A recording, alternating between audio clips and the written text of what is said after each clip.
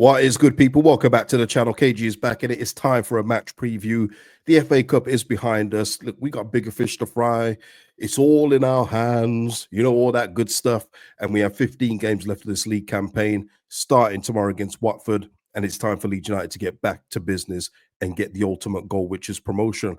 We're going to get into the preview today. I'm going to do the lineup that I think Danny Farker will go with tomorrow night.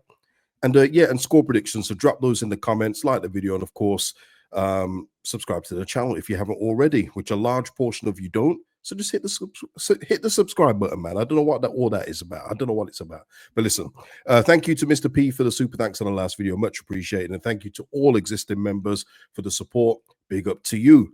Now let's just get straight into this.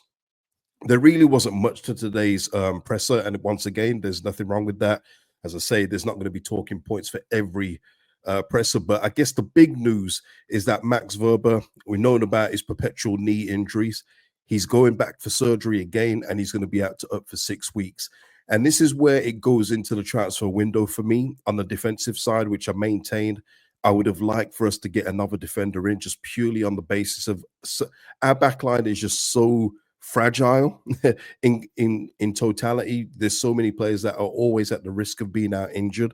And Max Wöber, this hasn't been new. You know, there's been games in January where he could have played and he was nowhere to be seen. And now we finally get the word. It wasn't because he was holding out for a transfer or anything like that. He's just having ongoing knee issues. And it's a shame because he's a real good asset at this level. As we saw when he played for us, he was really good in those, you know, short appearances that he made. But he's going to be out for up to 6 weeks, so it could be till the end of March. Danny Farker said after the next international break, which is a blow. So it just means we're going to have to manage the defenders that we have now, especially with Pascal just coming back from a hamstring injury. Danny Farker says he should be good to go.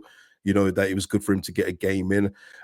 Roden and Dan James are expected to return tomorrow night. That wasn't a surprise to me. I'm not sure about anybody else, but I figured it was just leaving them out for the cup game and just concentrating on league issues. So I never had any doubts that we weren't going to see Joe Roden and Dan James tomorrow, because it kind of goes in the back of this one. And Bamford to return tomorrow to team training this week, and it goes off the back of this. Bamford not yet back in team training because of tomorrow's game, but Dan James and Joe Roden were back in training themselves. So it does show you that if he was available.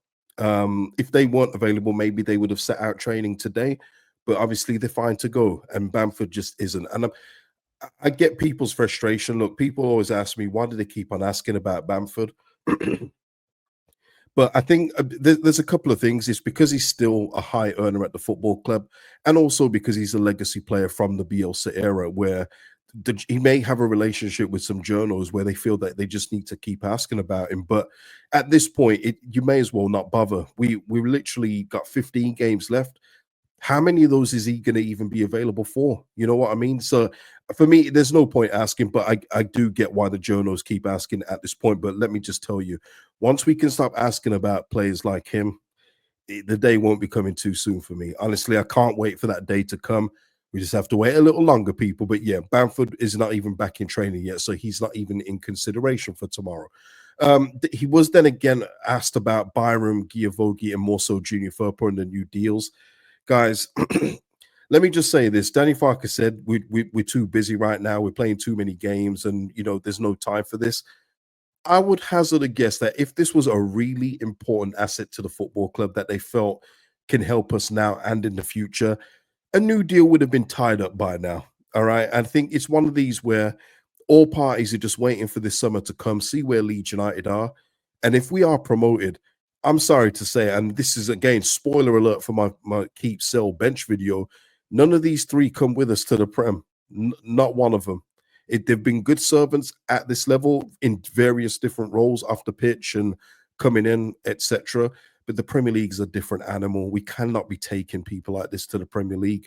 And I think Leeds United, with the way that Danny Farker keeps answering the question, is just saying, look, there's no talks right now because we're busy. But it's basically just saying, look, just stop asking. The best thing that could happen but it wouldn't be the best thing that can happen just from the way that Leeds fan base work at times. Is Firpo to come out and say, and his team to say, I've agreed a deal in the summer, but I'm going to give my all till the end of the season and gain promotion. But we know that wouldn't go down well with some of the fan base. But that really would be the best thing to happen, just so we don't have to keep on getting this question in the press conference, because I can see where this is going. But yeah, until then, he's gonna probably get the question next month as well. But yeah, no news on this, quite frankly, because there are no contract talks at this time. I would hazard a guess anyway.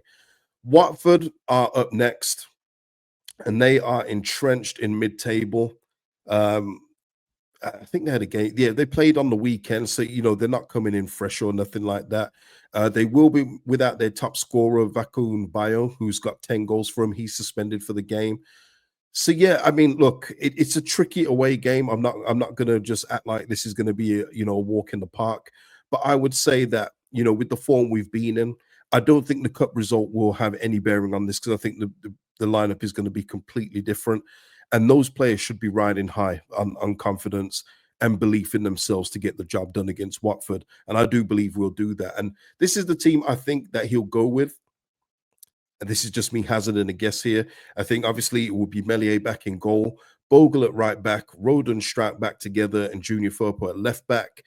In the middle, this is the only one where I think that I could be, going off track here, but I think Ampadu goes back in the center of midfield, and I think Tanaka will be there unless he feels that Jacques Fatatse, unless he feels that he's a threat enough that he wants to put Grove in there. But I feel like it will be this setup in midfield, and that would be the midfield for me to go to for a lot of games. And we go back to the front four that has been working so well: Dan James, Manor Solomon, Brendan Aronson, and Joel Peru. And it's interesting. I mean, there was a lot of talk about, and shout out to Chris King, who made a point about it being on the manager that they didn't perform. I think if you put in a couple of those players with the main players, that it can still work. I don't think it should affect their confidence that much in terms of the players that came in. None of them made an impression enough to dislodge any of these players from playing.